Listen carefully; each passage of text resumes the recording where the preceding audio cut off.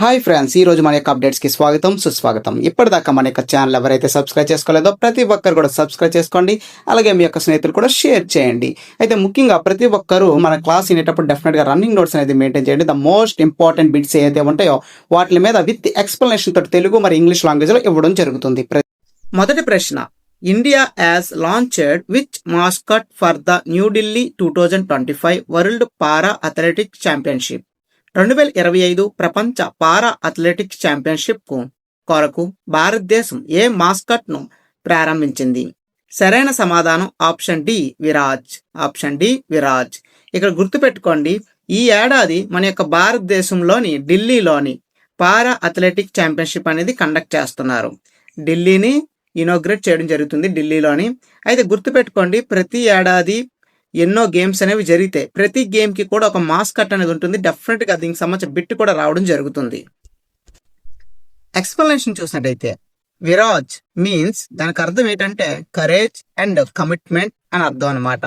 విరాజ్ అనే సింబల్కి courage and commitment అని అర్థం వస్తుందని వారు చెప్పడం జరిగింది.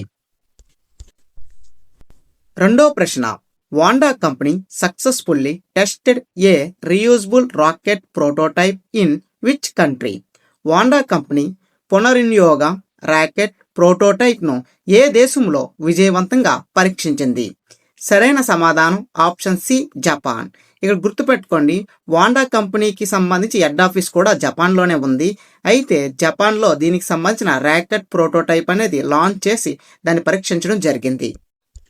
ఎక్స్ప్లెనేషన్లో చూసినట్టయితే Japan's Honda company successfully tested its a first reusable rocket prototype.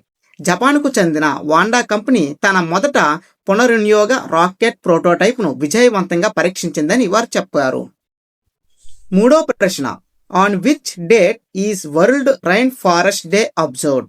ప్రపంచ వార్ష అరణ్యం దినోత్సవాన్ని ఏ తేదీన జరుపుకుంటారు? సరైన సమాధానం ఆప్షన్ బి 22 జూన్. 22 జూన్న ప్రతి ఏడాది కూడా వరల్డ్ రైన్ ఫారెస్ట్ డేని జరుపుకుంటారు. ఎక్స్ప్లెనేషన్ చూసినట్టయితే world rain forest day is observed to raise awareness about the important of protecting rain forest. వర్ష అరణ్యాలను రక్షించుకోవడం మరి యొక్క ప్రాముఖ్యత గురించి అవగాహన పెంచడానికి ప్రతి ఏడాది కూడా 22 జూన్న వర్ష అరణ్య దినోత్సవాన్ని జరుపుకోవడం జరుగుతుంది. నాలుగో ప్రశ్న, PM Modi participated in the energy security session at which G7 summit? A G7 శిఖరాగ్ని సమావేశంలోని ఇంధనం భద్రత సెన్సస్లోని ప్రధాన మంత్రి మోదీ పాల్గొన్నారు? సరైన సమాధానం ఆప్షన్ డి 53వ. ఇది 53వ G7 సమిట్ అని చెప్పొచ్చు. అయితే ఈ యొక్క సమావేశంలో ముఖ్యంగా ఇంధనం భద్రత గురించి మాట్లాడుకోవడం జరిగిందని చెప్పొచ్చు. ఐదో ప్రశ్న, In 2024, how much did the Indian money in Swiss bank grow to? 2024లో స్విస్ బ్యాంక్లోని భారతీయుల సొమ్ము ఎంత పెరిగింది? 2024లోని భారతీయుల యొక్క సొమ్ము స్విస్ బ్యాంక్లో ఎంత పెరిగిందని అడిగారు. సరైన సమాధానం ఆప్షన్ సి 37,600 కోట్లు. 37,600 కోట్లు పెరగడం జరిగింది. 2024లోనే 37,600 కోట్లు పెరిగిందంటే మరి ఏడాది మరింత పెరిగే అవకాశం కూడా చాలా ఎక్కువగా ఉంది. అదే విధంగా ఈ యొక్క స్విస్ బ్యాంక్ యొక్క హెడ్ క్వార్టర్స్ అనేది స్విట్జర్లాండ్లో ఉంది. ఎక్కడుంది? స్విట్జర్లాండ్లో ఉండడం జరిగింది. అయితే దీనికి సంబంధించి చూద్దాం. ఇక్కడ బ్యాంకులో భారతీయుల డిపాజిట్లు 2024 నాటికి 3 రెట్లు పెరిగిందని చెప్పారు. 2024కి సుమారుగా 3 రెట్లు పెరిగిందంట. అంటే సుమారుగా ఎంత? 37,600 కోట్లకు చేరాయని వారు చాలా క్లియర్గా చెప్పడం జరిగింది. ఆరో ప్రశ్న, which country will chair the Interpol governors committee in 2025? 2025లో ఇంటర్పోల్ గవర్నర్స్ కమిటీకి ఏ దేశం అధ్యక్షత వహిస్తుంది? సరైన సమాధానం option A UAE. United states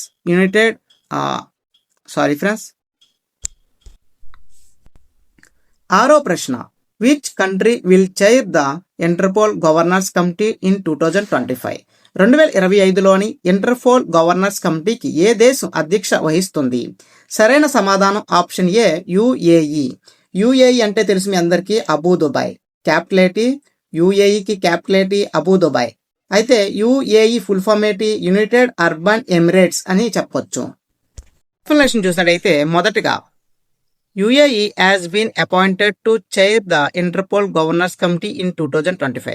2025కి సంబంధించి ఇంటర్పోల్ గవర్నర్స్ కమిటీకి ఒక నూతన చైర్మన్ ని ఎంపిక చేయడం జరిగింది. ఆయన ఎవరనేది కూడా తెలుసుకుందాం. ఇంకా రెండో పాయింట్ చూసినట్టయితే in a major mile stone for international policing, ఇది నేషనల్ పోలీసింగ్ లో ఇది ఒక మైల్ స్టోన్ అని చెప్పడం జరుగుతుంది. The UAE has been elected to lead interpole newly established committee on governors, ఇది చూసినట్టయితే మొత్తం కూడా ఇంటర్పోల్ న్యూలీ ఎస్టాబ్లిష్డ్ కమిటీ పైన ఆధారపడి ఉంటుందని కూడా చెప్పొచ్చు దీన్ని. ఇంకా మెయిన్ పర్సన్ ఎవరైనా కూడా తెలుసుకుందాం. థర్డ్ పాయింట్ చూడండి. మూడో పాయింట్ చూసినట్టయితే లెఫ్టినెంట్ కర్నల్ డానా హమైద్ ఆల్ ముఖర్జీకి ఇచ్చిన ఈ ప్రతిష్టాత్మక పదవి దేశం యొక్క ప్రాముఖ్యత పెరుగుతుందని చెప్పడం జరిగింది. UAE government, United urban Emirates అంటే దుబాయ్, ఈ యొక్క దుబాయ్ వాళ్ళు రీసెంట్గా ఈ యొక్క కమిటీకి చైర్మన్ కింద లెఫ్టినెంట్ కర్నల్ డానా హమైద్ ఆల్ ముఖర్జీకి ఈ యొక్క పదవిని ఇవ్వడం జరిగింది. ఆయన వల్ల ఈ యొక్క పదవి మరింత ప్రతిష్టాత్మక స్థాయికి చేరుతుందని కూడా వారు చెప్పడం జరిగింది.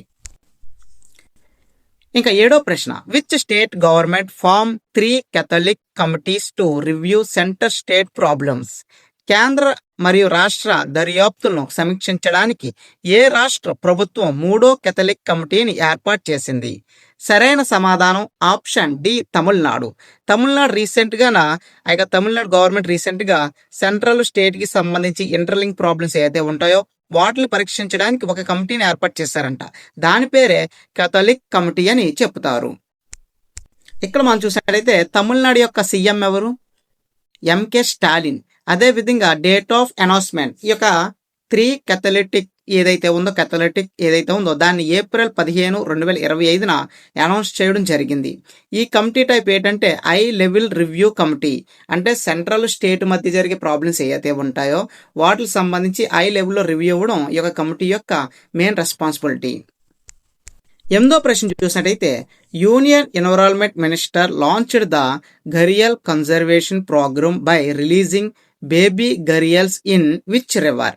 కేంద్ర పర్యావరణ మంత్రి ఏ నదిలో బేబీ ఘరియల్స్ ను విడుదల చేయడం ద్వారా ఘరియల్ సంరక్షణ కార్యక్రమాన్ని ప్రారంభించారు?